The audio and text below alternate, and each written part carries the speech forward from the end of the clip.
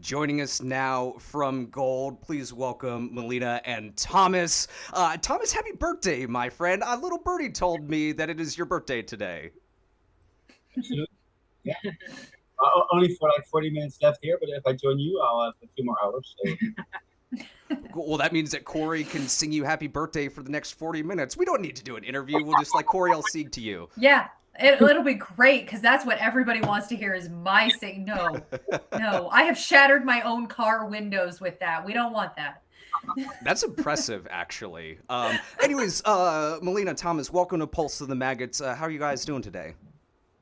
yeah, pretty good. It's a celebratory day. Also, Milena and I have been together for 12 years today, so we have a double celebration going on. Yeah, congrats. Get some love for them in the chat, everybody. Hell yeah, congratulations. I would say. Um, so yeah, I guess let's just kick things off. Y'all have a new album coming out in about a month called "This Shame Should Not Be Mine." I know that listening to your past music, I would describe your lyrical subject matter, the music itself, as vulnerable. I think just like there are a lot of subjects that you guys definitely pull out from like inside of you guys to share. So with that being said, how did y'all lean on that for, arguably the most vulnerable and most soul bearing that you all have ever been on a record? Well, it kind of not necessarily happened accidentally, but it kind of did as well because it was just, I mean, lockdown hit. I didn't have a job anymore, so there was just massive amount of time for me to spend with myself. And I thought, well, at first I thought it was kind of fun, but at one point I started to just getting all these like recurring dreams and all these flashbacks to what happened to me years before that, and then there was just no way for me to go around that. So we decided to write one song about it, and eventually got asked by Paul from Roadburn to write like this commission piece for Roadburn for last year, and then somehow that came. Yeah, we made like this whole album of all these songs about that theme and all these layers that are uh, yeah, kind of I mean, it's every song trauma, I think, and every song has a different layer of what it means to go through this heavy stuff. I guess. Yeah, Thomas, what about you as far as like building the music for this? I mean, I'm sure that y'all had conversations about how this was going to develop and how, and the songs just kind of come through your creative process. How did that kind of unfold for you as well? Yeah, a few things came together. We had this long lasting urge to experiment with electronics, and that's something that we actually already started doing before COVID hit. But then when obviously when we were all in lockdown and we couldn't get together anymore as a band to rehearse, we just got ourselves some extra electronic stuff to toy around with. Um, but then in the end, also like Milena said, she had a lot of time off, so a lot of the musical building was also done by her. Probably even more so than on previous albums. So yeah, it's really a Milena album in a lot of ways. Yeah, it's an amazing album. So yeah, Yeah, no, it is absolutely stunning. Corey, I want to let you jump in and get a question. Oh yeah, definitely. I wanted to know how all of the the vulnerability, the emotion, how that all translated into the visuals for the album, which are also like equally as striking as the music, Mm. and where you pulled a lot of the inspirations from there. Well, for the artwork of the album, there's this. It's me. It's me in armor, and the whole idea behind it was that I wanted to make something that will obviously show me, but also like visualize that vulnerability. So I think you're on the money when it comes to the vulnerability when it comes to gold. And I think what we wanted to show everybody was like that vulnerability sometimes comes in like this really hard shell, and it doesn't necessarily look like vulnerability, but it definitely is. And it's also about that being invisible for other people to see, but that there's this whole like wall between you and other people because of the trauma you went through. So there's many layers of what we wanted to show in that artwork, I think, and we got in contact with this amazing photographer from Italy called Sylvester Marco, and he worked with all these amazing people from Balenciaga to Rick Owens, so all these amazing fashion houses, and I really loved his work, and we just reached out to him, like mega long shot, but then he responded pretty much immediately, like that he wanted to work with us. So we found a way to make that whole vulnerability in this very personal story, like visibly. How do you say that? Yeah, visible. That's yeah, I think the strength of the cover artwork is that it shows Milena as a survivor in both ways. It shows. Yeah, it looks like I come from like battle or something, so I kind of look badass as well. So it looks like I just came from battle, and there's all this stuff kind of in the past. But it also shows the coping mechanism that you built, which in a way is also your vulnerability or even your weakness. So yeah, and it looks like really tough, but I have to say that wearing actual armor is like the most uncomfortable I've ever been. It's really fucking heavy, so it's also props to all the people back then who managed to fight in this, because you're immobile, you're heavy really as possible. fuck. Yeah, and it's kind of that also represents like this whole heavy load of carrying around a story like that. Like so many ways. Yeah, and we try to with the videos as well. For us, it's really important to really add a different layer or an extra layer on top of the music with everything we do visually. Yeah, there's definitely like even more to the metaphor there when you describe how heavy it is and how it makes you immobile, and it's like when you're carrying this burden, you can't move forward, and it's amazing how everything really ties together, from the visuals to even creating the visuals are their own metaphor. Exactly. Many times on that day that when we photographed all the stuff for the cover art, the photographer took me. It was just I had to suffer, and on that day I was just like, yeah, fuck you, I'm suffering. But I mean, I think it's also nice because you can really see it in the pictures, and it's also obviously something that really comes through. It was actually happy. Yeah. Yeah.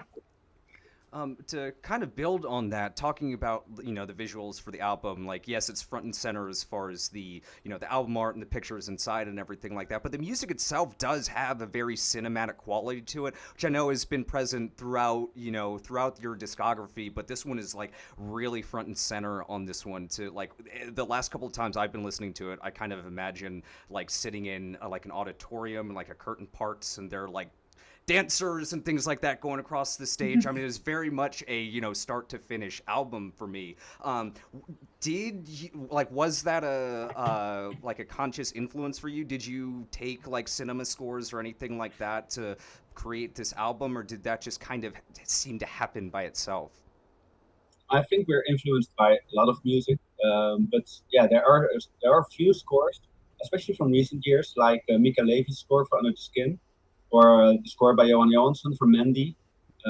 We listened to those a zillion times. I think those are among our most listened to albums of the last probably 5 to 10 years. Although I have to say that I think I'm not really sure if I did really reference. I'll probably, without knowing it, I mean, if you listen to it that much, then probably influences everything you do. But I definitely remember writing the piece of music for Roadburn Festival. So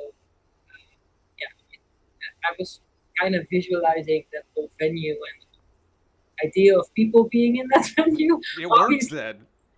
There were no people there when we did the whole show, but it really kind of, the start of the album was really like super dark and very, somebody called it Kubrick, or I mean, somehow it kind of feels like it's like this really cinematic feel to it. It's probably also because it's such a heavy story that you kind of need like this a little bit of sometimes really harsh music, but also sometimes really like atmosphere too. Yeah. Yeah, there are a few aspects to it. One is that we like to produce an album in its entirety. So for me, a good album has a head and a tail and a story arc. And so I think that's important. But especially this album, you could maybe even call it a concept album because it deals with this one topic, which you take the listener from beginning to ending throughout the whole story. And in that way, the album is a story. So if that makes it cinematic, maybe, I don't know, but at least it is. I think it listens like a story. So. Yeah, I agree. Cori, anything else that? My questions are off topic, so No, I have something that goes around to something we mentioned before, but is not directly related to this. So please go ahead. Okay, so one other quality on the album is that it's not solely a sad album. It's not solely a heavy album. There is a lot of hope that you've built into this album, and it's not something that when people are dealing with the heavy topics that they can always do. And so how did you find that balance of bringing in the hope into, such a heavy and dark topic? Well, the first songs we wrote were really super heavy lyric-wise, I think. But I decided, one of the reasons I really wanted to write this album, or one of the reasons that we actually played that set and decided to record it as well, is that for me it would have been, if back then when the whole traumatic experience happened to me, if back then somebody told me it happened to them, or if there would have been an artist that would have made an album like this, that would definitely have helped me. So I really tried to make something that would not only show like the horrific part of it, but also that I still wake up every morning. There's still a reason for me to get out of bed every morning. There's still a reason for me to. I could have obviously it has been a very depressing experience, but there's also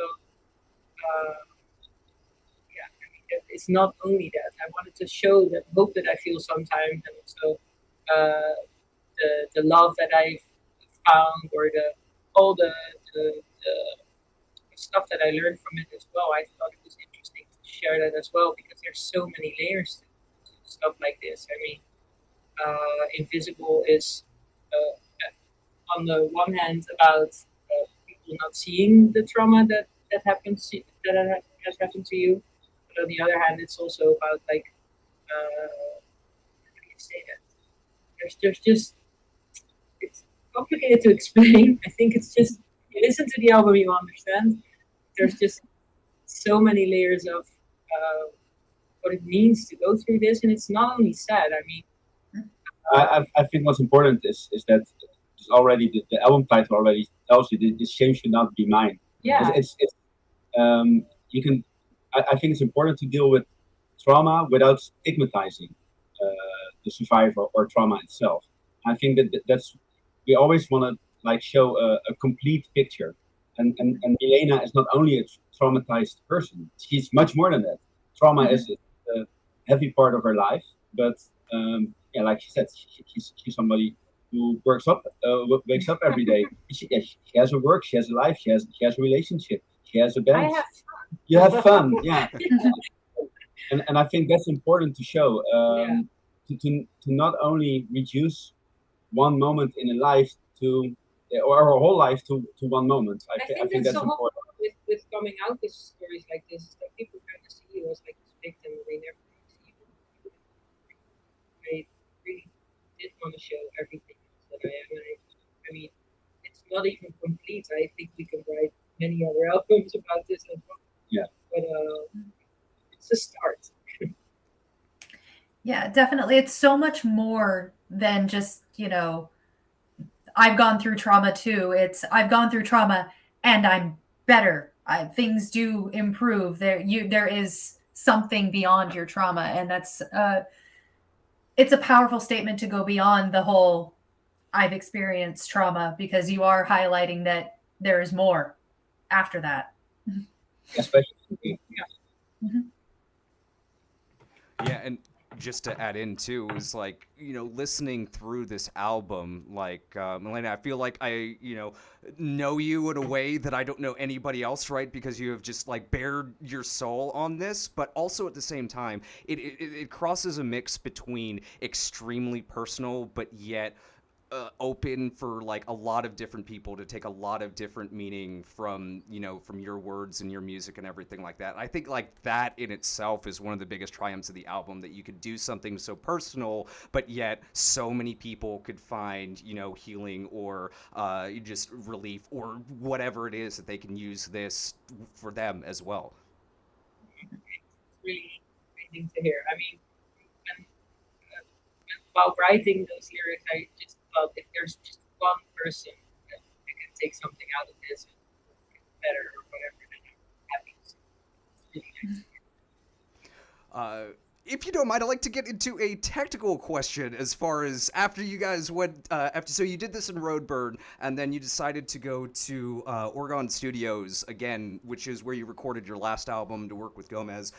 He's worked with a lot of amazing artists, Paradise Lost, Ghost, Grave Pleasures, just to name a few. I mean, we could go on, but those are just like naming a few. Why did you decide to go back to Gomez, and what do you think the studio and his process brings to your guys' music? I think what was important to go back to Gomez was to have a place of comfort, especially dealing with this heavy subject. I think we knew Gomez, we trusted his work, so it felt like a safe place to go back to and to work on this delicately, but also in quiet, because his studio is in an amazing quiet nature surroundings. So it was a break from everyday life in all ways, because we live in the center of a big city. So I think that was important for us, just to go back to a place that we knew, where we felt comfortable, and it was it's just heavy to work on a subject like this, and to create an environment that it makes it a little bit easier. I think that was most important.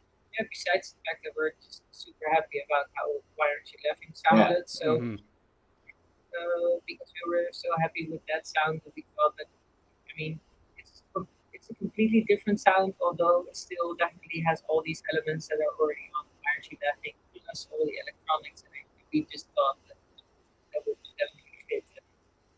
I'm happy with the sound of this album. Absolutely, and a producer's main assets are their ears and their talent for finding space for every part of the sound. And I think he's super good at that. Gomez proves that on every album he delivers. He proved that to us with Why Aren't You Laughing?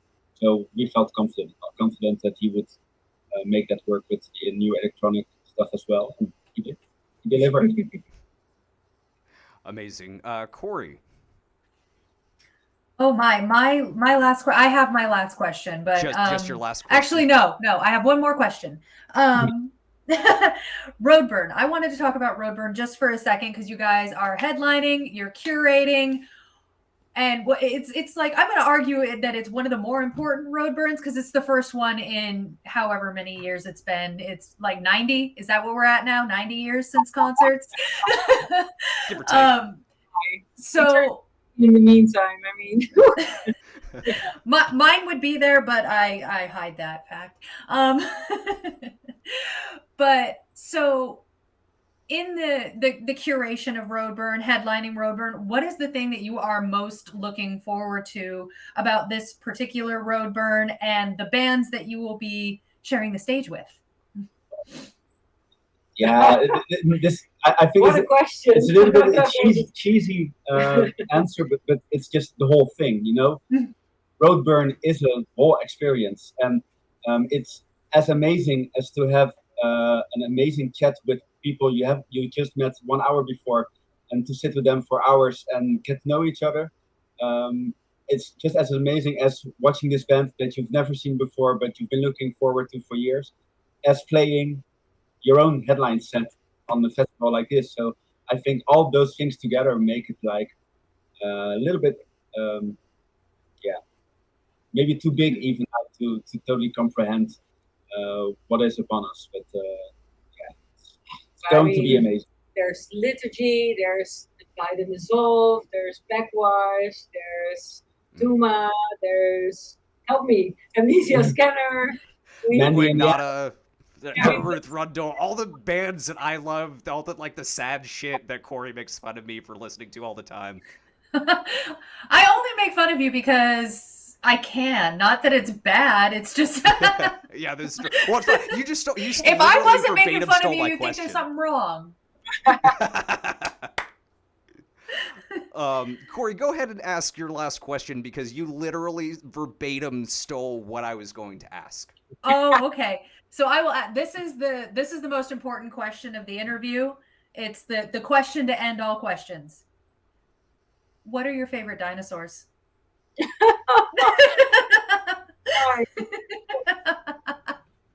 I love everybody's reaction when they're stealing for this like really in-depth, like huge question, and it's just like Dino. I've never seen Jurassic Park, so I know shit about dinosaurs. Probably the ones that fly are the most amazing, you know. Okay, so pterodactyls. Yeah, if you say so. I don't know if I have any names right now. I should ask my nephew. He's a big dinosaur fan, but Yeah, I think we're a bit lost here. He wants to be a dinosaur expert. Yeah. Oh my. Pay attention next time. Yeah. Maybe I should read a little bit more about dinosaurs. I love that. Sorry, I just love to ask that one because when you get older, people stop asking these kind of questions, and it's kind of sad. Yeah. I'm very much into finding that inner child. So yes.